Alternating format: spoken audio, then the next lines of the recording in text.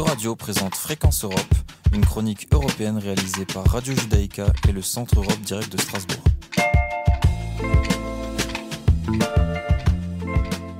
Bonjour à tous. Depuis le début de la guerre en Ukraine et surtout avec le retour de Donald Trump à la Maison-Blanche, une chose est devenue évidente pour l'Union européenne. Elle ne peut plus compter indéfiniment sur la garantie américaine pour sa sécurité. Face à cette nouvelle donne, la défense européenne, longtemps reléguée au second plan, s'impose comme un enjeu central. À Bruxelles et à Strasbourg, le sujet n'est plus cantonné au discours. Mais réarmer le continent, ce n'est pas simplement augmenter les budgets ou relancer les chaînes de production d'armement, c'est aussi relever un défi bien plus terre-à-terre, celui de la logistique. Le député européen François Calfon alerte sur ce point souvent oublié et pourtant essentiel en cas de crise. Alors j'étais avec mon collègue Gomard, qui est chez les Républicains, mais qui est un ancien militaire, un général de haut rang, qui dit « La mobilité militaire, c'est le rail ». Et c'est tellement vrai qu'en réalité, notre réseau ferroviaire européen, il va de l'ouest vers l'est pour préparer les guerres, parce que les guerres venaient de l'Est, oui, le front de l'Est, depuis quasiment toujours. Et en réalité, les bénéfices de la paix après la chute du mur de Berlin, c'est qu'on n'a plus entretenu notre réseau ferroviaire.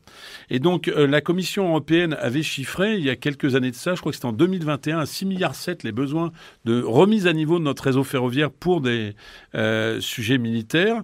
Pour comprendre l'ampleur de ce problème, il revient sur un cas bien précis, tiré de l'actualité militaire récente. Il y a eu une expérimentation qui a été faite suite à la guerre en Ukraine. C'est pas une expérimentation, c'est en grandeur réelle.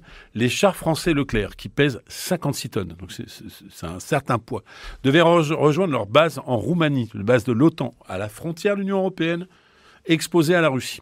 Et c'est finalement ces tanks qui ont été portés sur leur porte-chars, ont mis 45 jours à traverser l'Union européenne. Je vous le confirme, c'est une information qui est sortie d'une audition de l'Assemblée nationale, de la Commission de la Défense. 45 jours, il en faudrait moins pour la Russie, pour envahir l'un des pays de l'Union européenne. Et qu'est-ce qui était en cause ? Eh bien, la bureaucratie. Un pays tiers à la frontière est de la France, que je ne citerai pas ici en Alsace, vous connaissez bien ce pays tiers, a multiplié les tracasseries administratives pour que les tanks ne passent pas, ou tout simplement parce qu'il y avait une bureaucratie qui était présente. Les ponts, les tunnels ne supportaient pas des wagons de fret avec des tanks aussi lourds. Les tanks, ils ont quasiment pris 40% de poids en 30 ou 40 ans. Bref, rien n'est adapté dans nos infrastructures. Derrière cette démonstration, une autre question se pose. Combien faudrait-il investir pour être réellement prêt ? Monsieur Tzitzikostas a chiffré à 70 milliards d'euros, la remise à niveau du système ferroviaire pour supporter la mobilité militaire. Que vous ayez un ordre de grandeur à l'esprit, le budget pour 6 ans en matière de transport de l'Union européenne, pour tout, y compris en matière d'énergie, c'est une trentaine de milliards d'euros. Donc rien que pour la mobilité militaire, il faudrait 70 milliards d'euros. Et nous demandons, pas plus tard qu'hier, pas plus tard qu'aujourd'hui, que dans les 800 milliards d'euros annoncés par Mme von der Leyen pour le plan ReArmEU, il y ait une partie qui soit fléchée sur la mobilité militaire. C'est indispensable parce que vous pouvez avoir les meilleures armes du monde. Si elles restent à Verdun, si elles restent à Strasbourg, si elles restent à Metz, parce qu'il y avait aussi beaucoup de garnisons dans l'Est, c'est une vieille tradition, et qu'elles ne peuvent pas rejoindre le front de l'Est, vous avez perdu la guerre.